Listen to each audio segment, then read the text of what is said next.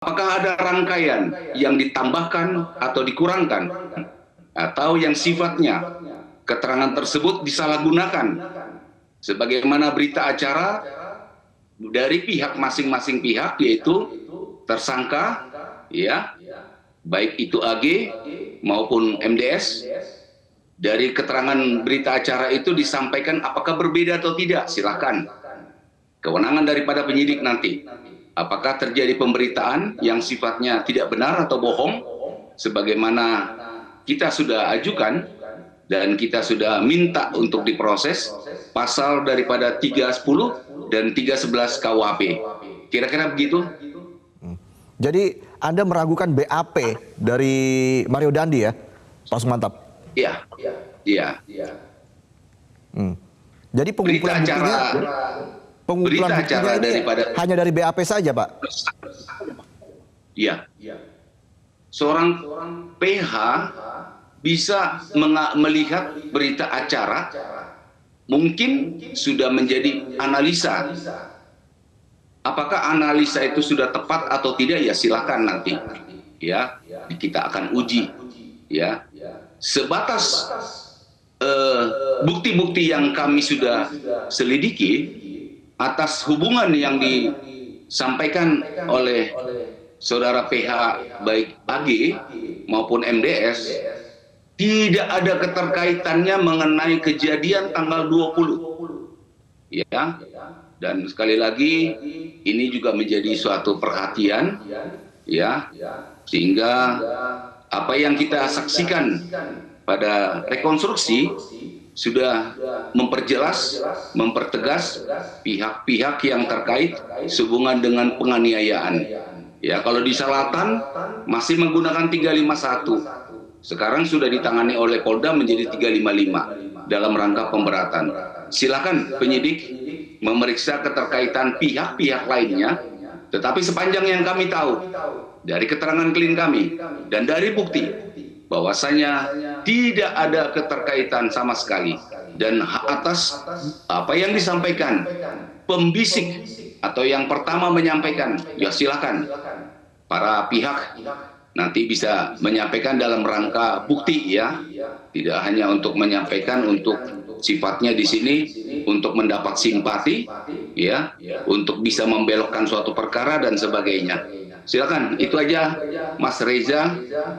Oke, jadi dari versi klien Anda sebenarnya seperti apa? Karena kan dalam BAP Mario jelas diceritakan APA bertemu dengan Mario pada 30 Januari sempat bertemu di sebuah kafe di Kemang begitu ya, sehingga dari pertemuan itu ada hal yang perlu diklarifikasi oleh Mario ke AG soal perbuatan yang disebut tidak baik dari D terhadap AG. Versi klien Anda tepatnya itu seperti apa, Pak Sumantap? Iya, tanggal 30 yaitu pada dini hari, ya, klien kami mengakui, ya, bahwasanya MDS datang ke tempat pertemuan daripada klien kami bersama dengan kawan-kawannya. Kedatangannya itu jelas sebenarnya mengganggu, ya, tetapi karena pertemanan juga harus dihormati, MDS meminta untuk geser sedikit mejanya, dia akan ngobrol, ya. Nah, obrolan yang mereka berdua itu tidak ada membicarakan sama sekali keterkaitan pihak-pihak lain. Tidak ada sama sekali. Dengan pengertian klien kami, Amanda, sudah tidak mempunyai hati lagi, sebagaimana dia sudah putus hubungan sejak 2022 pada saat ketemu itu. Ya, jadi apakah di sini yang MDS ini adalah yang pingin mendekat kembali dan sebagainya, itu silakanlah nanti, ya, menjadi suatu alasan. Tetapi klien kami merasa sama sekali tidak ada menceritakan apapun di luar mereka berdua. Oke, tapi betul tidak dari acara di Kemang itu tanggal 30 Januari klien Anda, Amanda, setelah itu diantar pulang oleh Mario Dandi ke kosannya?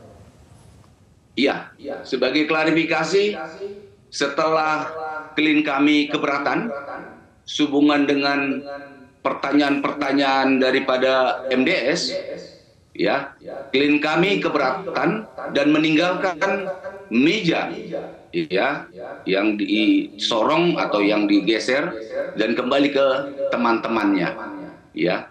Pada waktu akan pulang, MDS, ya, sudah kondisi siap untuk mengantarkan klien kami. Sehingga klien kami sifatnya hanya sebagai teman yang menghormati, ya, daripada pertemanan dulu. Ya, klien kami selalu familiar, ya sudah, gitu kan, nggak ada masalah, cuma ngantar. Dan itu bisa kami buktikan petugas atau CCTV di tempat kosnya, ya.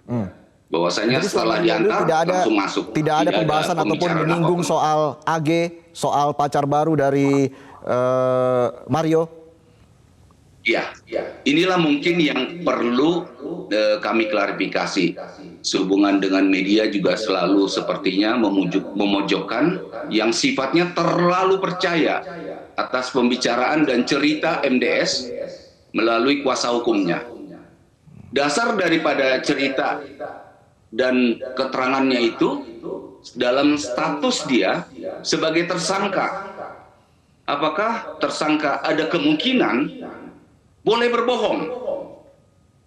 Apakah tersangka sepertinya ingin jujur dan sebagainya? Ya silakan. Ya, kalau dibilang adakah mens rea? Tadi kita sering menyaksikan daripada Pak Dir Krimum, Bang Hengki, ya, bahwasanya tidak diketemukan, ya, ada keterkaitan dan hubungan. Jauhnya tanggal 30 dengan tanggal 30 Februari dengan tanggal 20 Januari. Maret itu terlalu jauh, ya, untuk melakukan suatu rangkaian perencanaan dan sebagainya, ya. Apakah dalam hal ini dikait-kaitkannya klien kami seakan-akan untuk bisa mendapatkan perubahan daripada perbuatan dia yang melampaui batas? Ya silakan aja polisi nanti selaku yang berwenang akan memeriksa, ya. Baik, kita akan lihat seperti apa perkembangan kasus ini ke depan. Tolong juga media, kami berharap, ya, posisi klien kami bukan tersangka, tetapi adalah saksi. Sehingga saksi sepanjang apa yang dia lihat, dia dengar, dan dia tahu, sebagaimana pasal 1 daripada angka 26, dia hanya menceritakan sebatas itu saja, ya. Di lain pihak, tersangka dapat menceritakan bla bla bla bla, ya. Apakah bla bla? Kita akan lihat perkembangannya nanti seperti apa, ya, Pak Sumantap, ya, terkait dengan laporan dari klien Anda ini. Terima kasih kuasa hukum dari Amanda, Sumantap Simorangkir, sudah bergabung